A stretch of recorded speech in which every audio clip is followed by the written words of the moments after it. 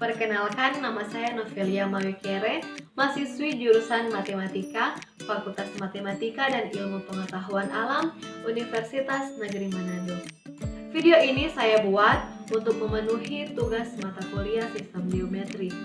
Nah, di video ini saya akan membahas biografi dari salah satu ilmuwan matematika, yaitu Pythagoras. Banyak dari kita tentunya sudah tidak asing lagi kan dengan nama ini. Untuk itu, mari kita mulai. Pythagoras lahir di Pulau Aegean, wilayah timur Kepulauan Samos, Yunani, pada tahun 570 sebelum Masehi. Ibunya bernama Pythias, adalah penduduk asli pulau itu. Sementara ayahnya yang bernama Mnesarchus adalah seorang pedagang permata di Tirus, Libanon. Pythagoras juga memiliki beberapa saudara kandung. Pythagoras diketahui menikah dengan wanita bernama Theano, dikaruniai seorang putra dan 3 orang putri. Pythagoras menghabiskan sebagian besar masa kecilnya di Kepulauan Samos. Ketika ia tumbuh dewasa, ia mulai menemani ayahnya dalam berdagang. Disinilah ia mulai belajar berbagai hal.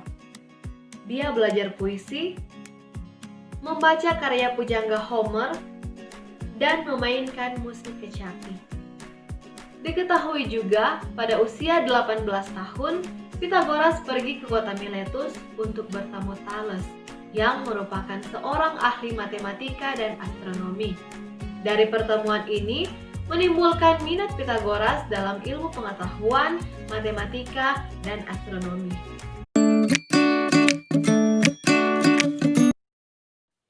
Pada tahun 535 sebelum Masehi, Pythagoras berangkat ke Mesir untuk belajar atas nasihat dari Thales. Kemudian, pada tahun 525 sebelum Masehi, Pythagoras sempat ditangkap dan dibawa sebagai tahanan ke wilayah Babel atau Babilonia. Di Babilonia ini, Pythagoras mulai belajar matematika dan musik di bawah bimbingan mereka. Dan pada tahun 522 sebelum Masehi, Pythagoras berhasil bebas dari Babilonia dan kembali lagi ke Samos. Kemudian pada tahun 518 sebelum Masehi, dia pindah lagi ke Italia dan mulai menetap di sana. Disinilah Pythagoras mendirikan sekolah bernama Semicircle yang awalnya didirikan di Samos, tetapi kemudian dipindahkan ke Italia. Disinilah dia mulai mengajar dan dengan cepat ia mengumpulkan sekelompok pengikutnya. Para pengikut Pythagoras disebut sebagai Pythagorean. Di sekolahnya ini, Pythagoras mengajarkan para pengikutnya bahwa segala sesuatu yang ada di dalam semesta ini bisa dinyatakan dalam bilangan-bilangan. Usut punya usut, ternyata bukan Pythagoras yang pertama kali menemukan perhitungan ini. Berdasarkan catatan sejarah, orang-orang yang di peradaban Babilonia, Mesir, India, bahkan Cina kuno, ternyata sudah memiliki pemahaman tentang relasi antara sisi segitiga siku-siku beberapa ribu tahun sebelum Pythagoras lahir. Terus, kenapa malah Pythagoras yang mendapatkan penghargaan dan namanya dipakai untuk menamai perhitungan relasi antar segitiga siku-siku? Ternyata Pythagoras mendapat penghargaan atas teorema ini karena dia dianggap sebagai orang yang membawa pengetahuan tersebut ke peradaban Yunani, yang selanjutnya menjadi pusat ilmu pengetahuan pada zamannya. Itulah mengapa teorema ini dinamakan dengan teorema Pythagoras.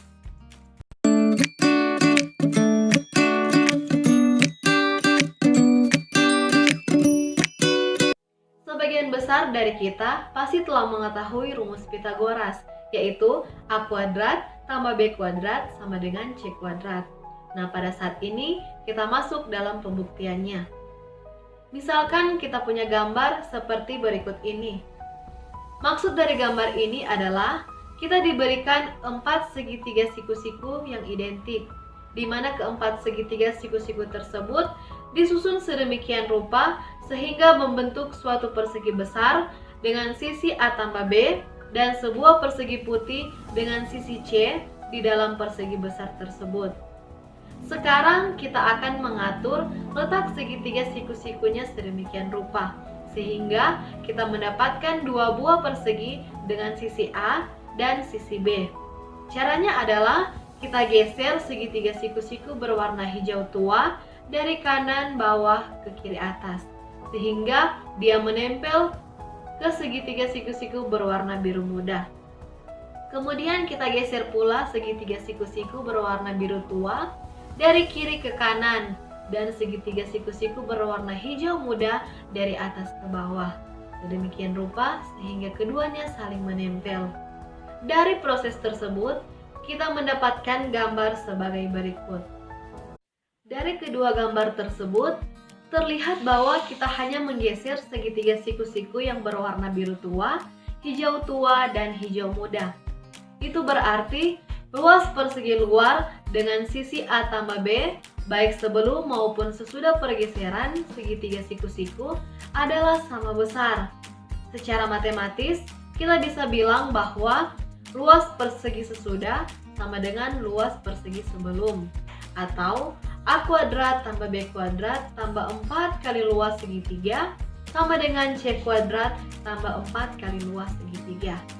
Kemudian kurangkan kedua ruas persamaan di atas dengan 4 kali luas segitiga, sehingga kita dapat A kuadrat tambah B kuadrat sama dengan C kuadrat. Itulah pembuktian dari teorema Pythagoras.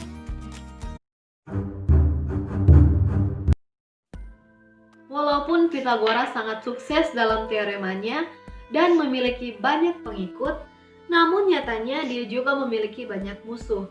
Salah satu musuh darinya menghasut massa untuk melawan para pengikut Pythagoras dan membakar tempat mereka tinggal. Namun, Pythagoras berhasil melarikan diri. Dia kemudian pergi ke Metapontum dan menurut sebagian orang di sana, Pythagoras kelaparan sampai mati. Namun, beberapa pendapat lain mengatakan bahwa Pythagoras terjebak dalam konflik antara Agrigentum dan Syracusans dan kemudian dibunuh oleh Syracusans. Apapun penyebab kematiannya, menurut sebagian besar orang, dia meninggal pada tahun 495 sebelum Masehi, dan teorema Pythagoras tetap menjadi warisan Pythagoras yang paling penting bagi dunia matematika hingga saat ini. Demikianlah pembahasan saya tentang biografi dari Pythagoras. Semoga bermanfaat untuk kita semua. Dan mohon maaf apabila ada kesalahan pengucapan dalam kata-kata. Apabila ada kritik, saran, dan masukan, silahkan di komen di bawah ya. Jangan lupa di like, di komen, dan di subscribe. Thank you.